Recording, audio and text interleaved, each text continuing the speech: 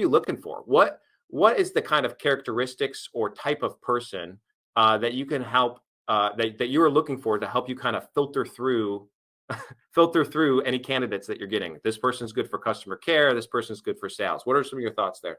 I know myself, over the last decade of being an entrepreneur and business owner, I've hired over 100 salespeople. So I've made a shit ton of mistakes along the way. And that's the whole reason that I want to talk about this today, is so that you don't make those same mistakes. So to answer your question, Daniel, who I'm looking for, I believe the best salespeople have really 3 to 4 characteristics that I'm always looking for. So number one, ambition. Like, I want somebody that is driven.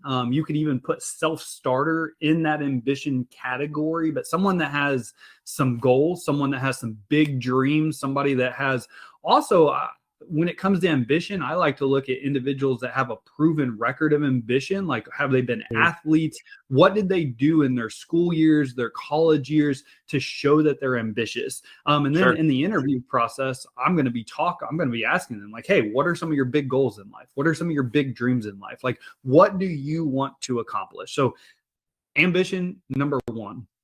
2, optimistic.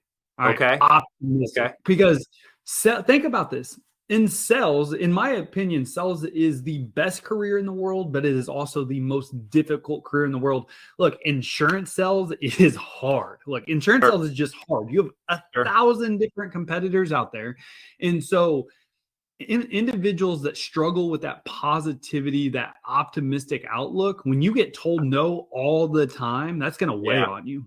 All right. So I'm automatically looking for optimistic salespeople. Actually, a book that I read that I would recommend all of you read is The Happiness Advantage by Sean Anker. Okay. So Sean Anker. And the reason I recommend reading that, so he actually does a lot of statistics on individual, like positivity versus like negativity in the individuals. And when it comes to salespeople, those people that are just automatically more optimistic and more positive individuals when compared to those that lean to the negative side, within the first 12 months of like recording data, the positive salespeople outperform the negative salespeople by 37%. Okay. When you go into 2 years, all right, that 40, like that 24-month period, they outperform them by 56%. Man. Just by being more positive and more optimistic. So that's going to be a characteristic I look for in who I'm hiring on my sales team. All right. Yeah. Okay. I would say the third characteristic I personally am looking for is great communication skills.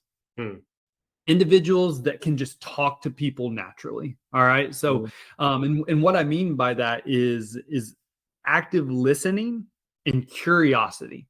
All right. I want individuals that are naturally curious, and in communication. Look, there's no doubt about it. It is harder to find individuals, specifically those younger millennials and Gen Zers, that have great communication skills, just because, in my opinion, they've been on their phone or an iPad almost their entire life. Sure. And so, like at Weaver Sales Academy, that's what we really hone in on, is teaching really great communication skills. I mean, our tagline is we take the gap out of like from corporate training to what it actually takes to be successful in insurance sales. That's the gap we fill at Weaver Sales Academy.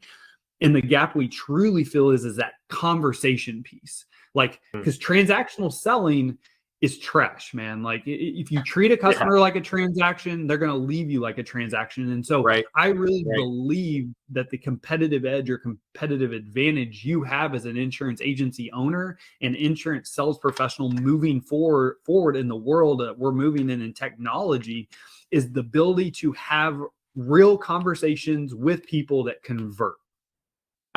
And that makes a lot of sense in terms of the retention side of things too. So if your relational engagement from the get-go, if your communication is relational from the get-go, your retention is going to be much higher in the long run.